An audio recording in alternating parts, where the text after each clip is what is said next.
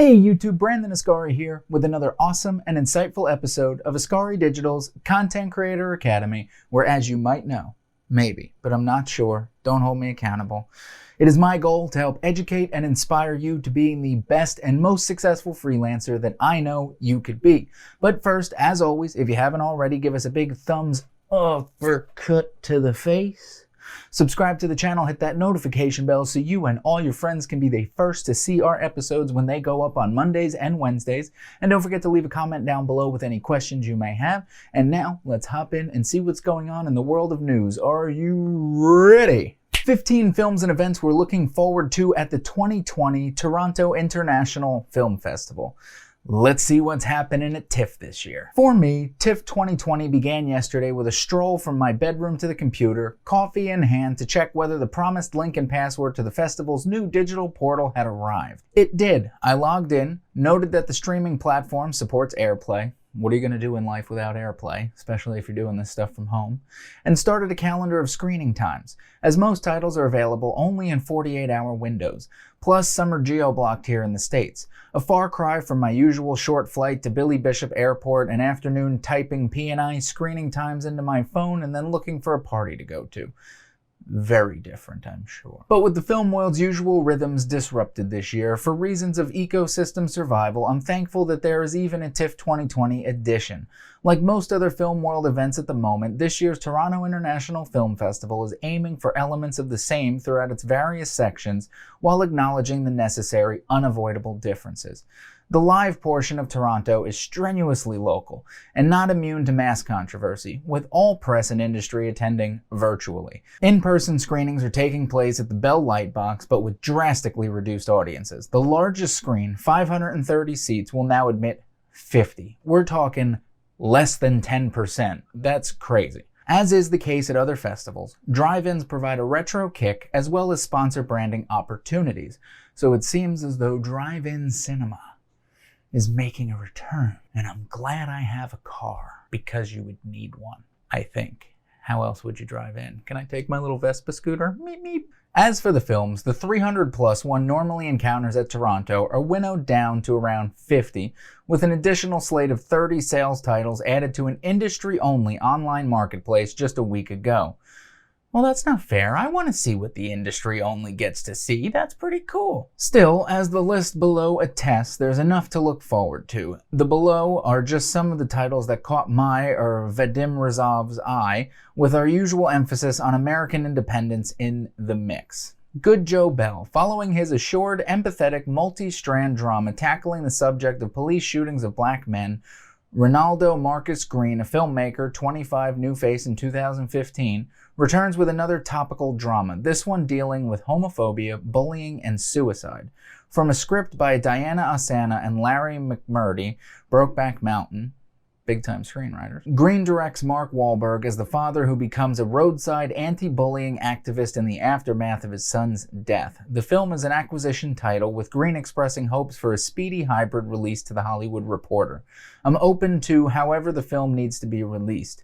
I do hope they will get it out this year. Given everything in the election, I think it could strike a nerve. This sounds like a really interesting drama. I actually would love to see this, so maybe if there's a way that I could access the screening, if it's going to be one of the available to public ones, I would love to see this, and I wish this film all the success in the world. I think it sounds very interesting. You have Mark Wahlberg, who's a great actor, so I'm very interested. Next is The Inheritance. After a decade plus of experimental short work, Ephraim Ascari expands upon the themes of his Diaspora Cycle shorts for his first narrative film, The Inheritance. Drawing upon his formative experiences in both a black Marxist collective and experiences Philadelphia's MOVE organization, whose history is further explored in fellow TIFF world premiere 40 Years a Prisoner, Ascari takes a sincerely invested, sometimes scabrously funny look at a group of young would-be revolutionaries trying to navigate politically motivated group living. Also sounds interesting. It definitely looks like a cool film. I'd love to see it. I'm not familiar with Ephraim's work, so I definitely would like to see some of the stuff that he's got going on. So definitely something to check out. Next is Beginning. Georgian director Denis Kolumbegashvili. I'm sorry. has made what TIFF programmer Dorota Lech describes as a harrowing and sensorial debut feature, the story of the aftermath of an attack on a Christian Orthodox community in a mountainside village. Please give me the first name. Dia, who studied at both the New School and Columbia, has been on our radar following her excellent 2014 debut, Invisible Spaces, has assembled an incredible team, including Son of Saul editor Matthew Tapinair and genius electronic composer Nicholas Jarre, for that rare first feature accepted into the official selection of the Cannes Film Festival. In 2020, Cannes titles arrive at other festivals with their acceptance into the canceled official selection notice in something of a branding exercise. I don't know what that means. It sounds weird, but whatever. Also, looks like a really cool movie. I'm definitely interested in seeing that one as well. And up next, we have The Disciple. Following his auspicious debut, 2014's Court, Indian filmmaker Chaitanya Tamhane's sophomore film is the first Indian film to premiere at the Venice Film Festival since Mira Nair's Monsoon Wedding in 2001. So 19 years in the making. Very interesting. We'll have to see this one.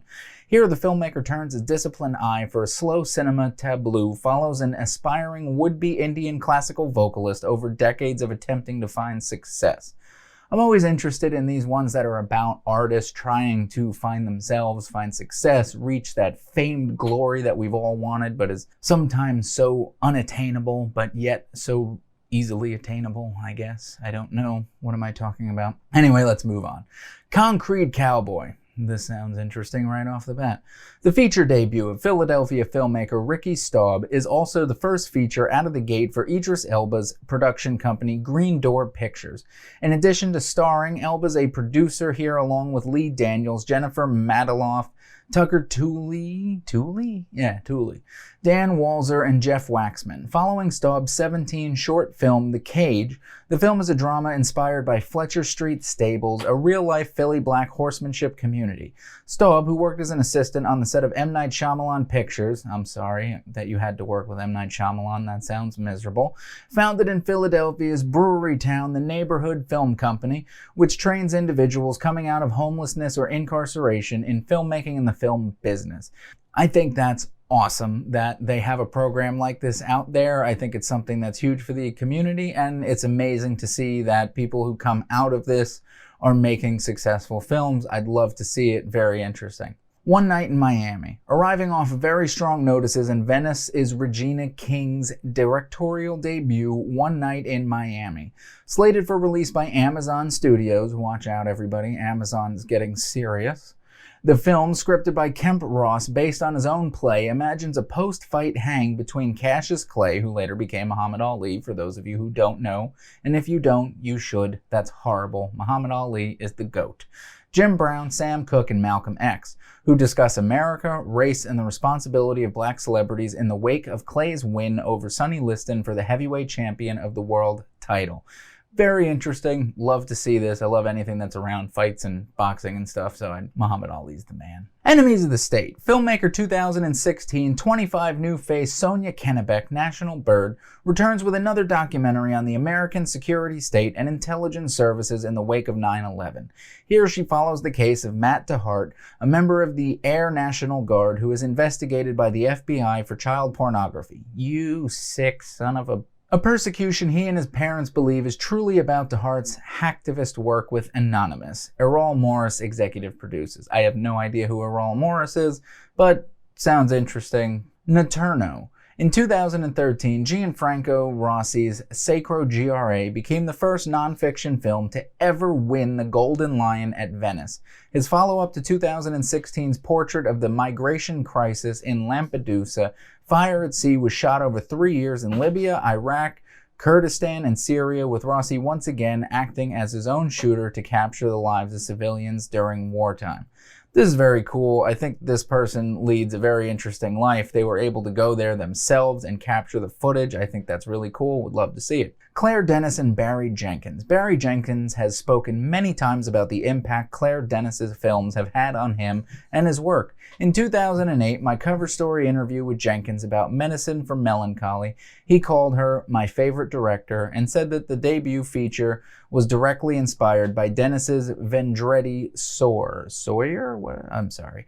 As for Denis, in countless interviews and onstage appearances, her spirited sang-froid is a kind of film world palliative. In short, these two are great, inspirational talkers not to be missed. 40 Years a Prisoner. The second of two TIFF films dealing with the 1985 MOVE bombing in Philadelphia, the world-premiering 40 Years a Prisoner, slated for HBO release on December 3rd, sees director, producer, and cinematographer Tommy Oliver, 1982, find a new lens on the story by following the efforts of Mike Africa Jr., born in prison, the son of convicted activists Mike and Debbie Africa, to investigate MOVE's story and the legacy of the raid. Very interesting. It seems this year the 1985 MOVE bombing in Philly is a hot button topic, so it's definitely interesting. It's not something that I'm very familiar with, so I would certainly love to see these films and get a deeper knowledge and understanding of this part of history, so I'm very intrigued by this. Downstream to Kissha. Originally slated to premiere as the first ever Congolese official selection at this year's cancelled Cannes Film Festival, Downstream to Kinshasa is director Diudo Hamadi's fifth feature. Following on 2018's excellent Kinshasa Makambo, Downstream to Kinshasa follows victims of the Six-Day War between Ugandan and Rwandan forces 20 years after the fact as they struggle to obtain compensation.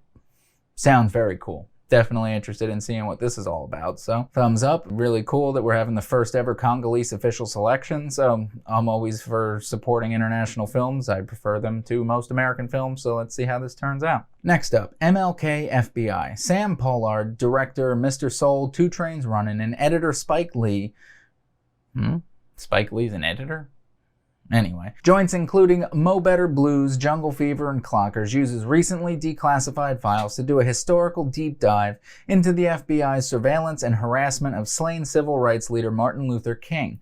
Supported by field of vision and play action, the film, Pollard told The Hollywood Reporter, draws lines between J. Edgar Hoover's campaign against King to law enforcement actions in the present day, all while grappling with the complexities of what the FBI allege their recordings of King revealed about his private life. Said Pollard, there's probably somebody who is an informant in the Black Lives Matter movement in one of these cities that's reporting back to the FBI. We have a federal government that is saying right now that these protests in the street, even the ones that are quiet protests, it's all about Antifa. When you watch this film, some of that same language you're hearing from some people like George Wallace. The world hasn't changed that much. Very interesting, hot button issue politically and certainly historically if it's going to deal with MLK, J. Edgar Hoover. Very interesting to see, so I would definitely keep my eyes peeled on this. And then we have the shorts programs. Throughout the shorts programs are a number of works by filmmakers of interest that should be on your list. In Sudden Darkness, critic, programmer, and filmmaker Taylor Montague essays the relationships within a Bronx family that are cast in relief by New York's 2003 power blackout. Sophie Ramvari, who wrote about the connection between cities, mental health, and creativity for filmmaker, screens her thesis film about a family unearthing archive photos, still processing. And Point in Line to Plane finds Sofia Bodanowicz reuniting with her Slavic 7 star Derog Campbell for a film about loss, remembrance, and perception. Definitely looks like some really interesting stuff going on at TIFF this year. I'm definitely going to hop in and take a look at some of those streams to get an idea of what's really going on. Would love to check out most of these, and I think you should as well. Anyways, if you have any questions, leave a comment down below. Also, comment and let me know which film you are most looking forward to and why. And if you see it in the next few days, let me know how it was. I'd be more than happy to start a dialogue back and forth, and we could talk about these films and just have a healthy conversation back and forth about the actual art form. Anyways, as you know, my name is Brandon Ascari from Ascari Digital's Content Creator Academy, and in the meantime, I will see ya!